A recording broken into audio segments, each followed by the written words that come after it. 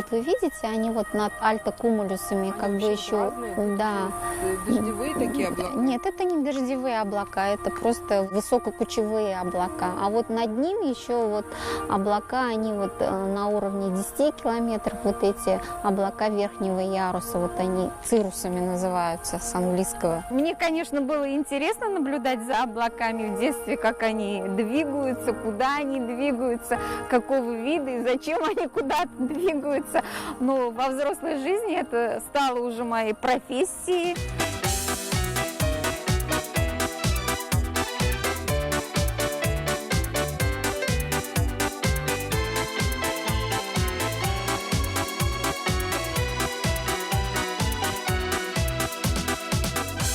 По облакам, этим уникальным и загадочным небесным украшением, Гульназ Ахатовна может прогнозировать погоду. Если они перистые, то на улице будет ясно. Если на небе барашки, то с собой лучше взять зонтик. Мы не властны над погодой, мы только можем диагностировать те изменения погоды, те сюрпризы, которые она нам может преподнести. Она с детства мечтала о романтической и необычной профессии. Хотела быть геологом, а родители советовали идти в медицинский. Но Вселенная приготовила свой сюрприз – погодный.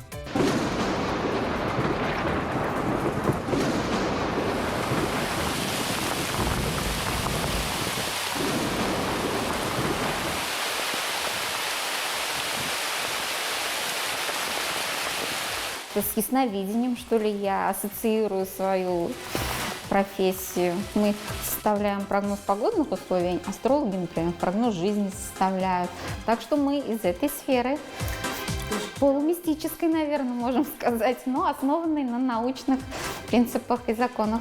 Окончив Ленинградский гидрометеорологический институт, Гульназ вернулась на родину и стала работать в Уфимском гидрометцентре. С каждым днем все больше и больше становясь летописцем погоды. Мне моя профессия интересна. Прежде всего, что она такая необычная, что методы анализа, они, конечно, одинаковы, но приходишь каждый день на работу, и у тебя уже разные атмосферные процессы. Активизирует умственную деятельность, потому что у меня оперативная работа.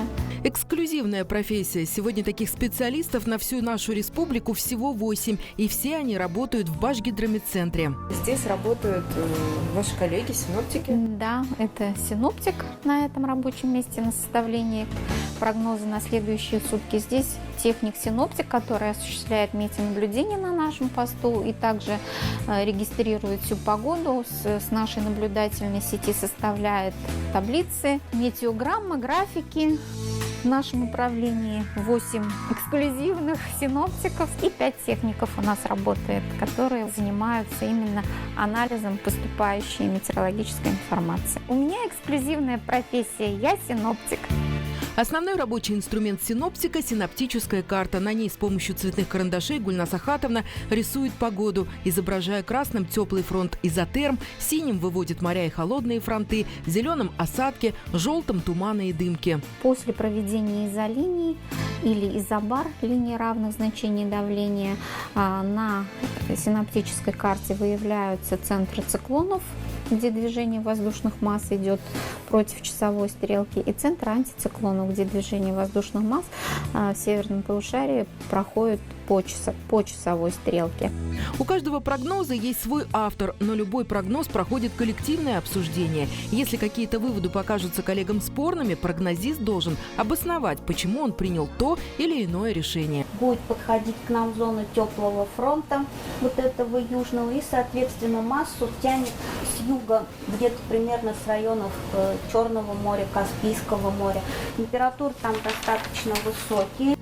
Для того, чтобы прогнозы отличались большой точностью, синоптик должен быть своего рода стратегом и обладать значительным опытом работы в определенном регионе, говорит Гульназ Загитова. Чем дольше синоптик в профессии, тем чаще оправдывается его прогноз. У нас очень контрастная республика. У нас разброс температур бывает иногда от 0 до 30 градусов, особенно в зимний период.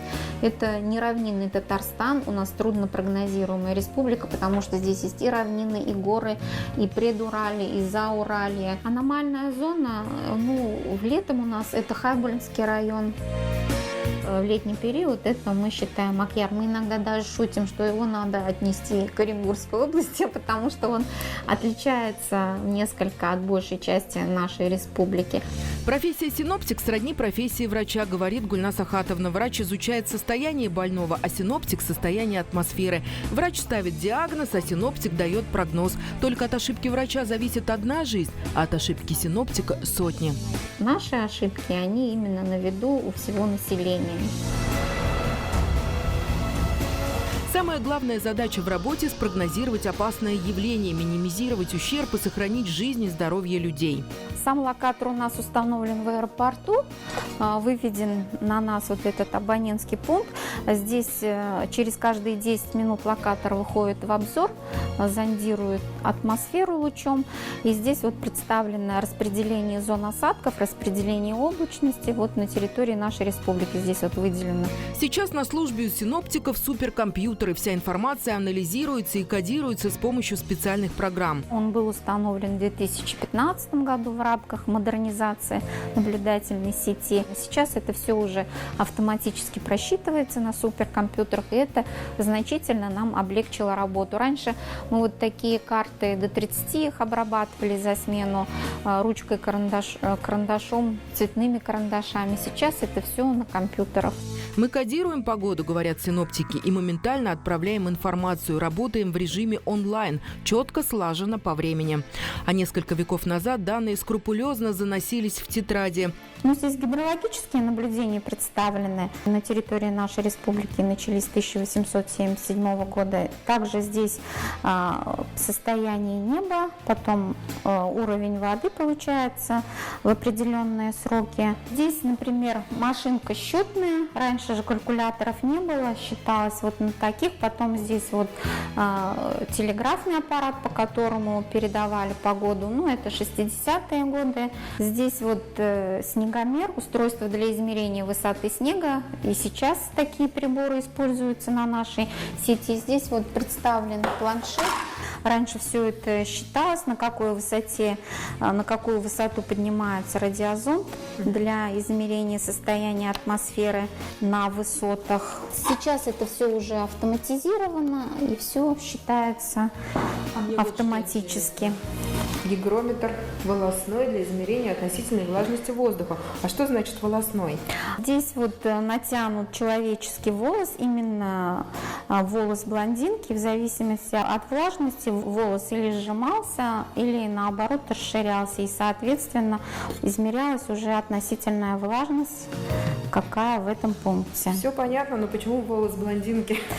Наверное, этот волос блондинки, он более чувствительный, чем волос брюнетки, более чувствительный к изменению влажности, чем волос брюнетки. Это 31 год, 6 февраля. Время восхода и захода солнца, определенные моменты погоды. И 107 лет. Самая наша древняя метеостанция, можно сказать, это метеостанция Чишмы. А вот в Уфе это вот началось уже позже, такие регулярные наблюдения. Сейчас у нас основные метеонаблюдения ведутся на метеостанции Уфадема. Первые метеорологические наблюдения в Башкортостане начались в конце XVIII века. Они проводились по инициативе отдельных энтузиастов. Так, в Уфе наблюдения за погодными явлениями с 1780 года в течение 20 с лишним лет вел местный краевед Рабелинский, а позднее аптекарь Бассе. С 1838 года метеорологические наблюдения проводились при мужской гимназии, которая находилась на территории медицинского университета. В 1912 году начались наблюдения на метеорологической станции на юго-западной окраине города Уфы в районе телецентра. Сейчас за погодой наблюдают на метеостанции в Деме. Метеорологи-наблюдатели собирают показания с помощью приборов, изобретенных несколько веков назад. Это натянут флюгер. Флюгер устанавливается на уровне 10 метров от поверхности Земли. Он определяет направление, скорость ветра. Для измерения температуры сегодня, как и несколько столетий назад, используют термометры, придуманные еще Галилео Галилеем. Их помещают в почву на разную глубину или в специальные будки, расположенные на улице. А это осадкомер, прибор для измерения количества выпавших осадков. А на самом деле не что иное, как обыкновенное ведро. Гигрометры, барографы, термографы, гелиографы, флюгеры – все Все наблюдения и измерения производятся в строгом соответствии с принятыми международными и отечественными нормами, установленными Всемирной метеорологической организацией и Росгидрометом. Наша аэрологическая станция Уфадема, она в этом месте находится с 1957 года. Аэрологические наблюдения в Уфе, то есть запуск радиозондов, самолетное зондирование было начато в годы войны. Несмотря на войну даже уделялось внимание метеорологии, какое было сначала самолетное зондирование 41-42 года, а потом уже в 51-52 году стали запускать радиозонд в районе автовокзала. Строго по времени метеорологи-наблюдатели снимают показания и записывают все данные с помощью синоптического кода. Но если, например, отключили электричество или техника вышла из строя, в ход идет табельное оборудование. Я вспомнил географию. Этот прибор у нас стоял далее в комнате в углу, где географический кабинет был. И нас учили на нем работать. И очень-очень нам редко доставалось там какой-то урок, 1-2, и нам так хотелось. А здесь пришла батюшки, да хоть каждый час измерить давление вручную. 1004 и еще правая шкала.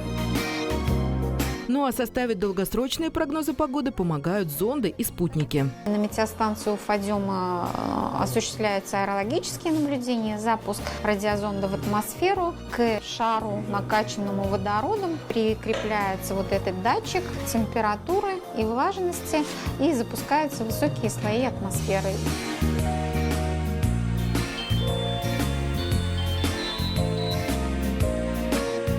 Ветер какой у нас? Таким юго-запад, да? Юго-западный, понял. Минутку. Пошел!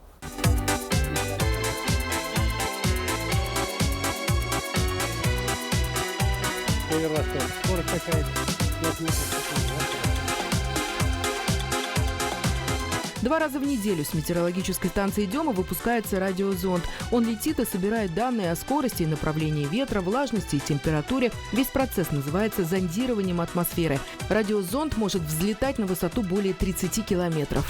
Сегодня в республике работают 32 региональные метеостанции. Они 8 раз в сутки не по местному времени, а по Гринвичу производят измерения и отправляют данные в Башгидромедцентр.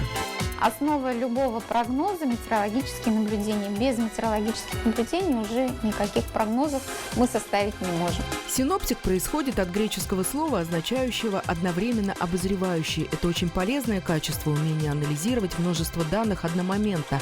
Оно помогает мне в жизни в целом. А еще моя профессия позволяет мне глубже понимать красоту природы, а значит, делает счастливее, говорит Гульнас Ахатовна. Хоть раз в жизни не пожалели, что выбрали профессию? Честно.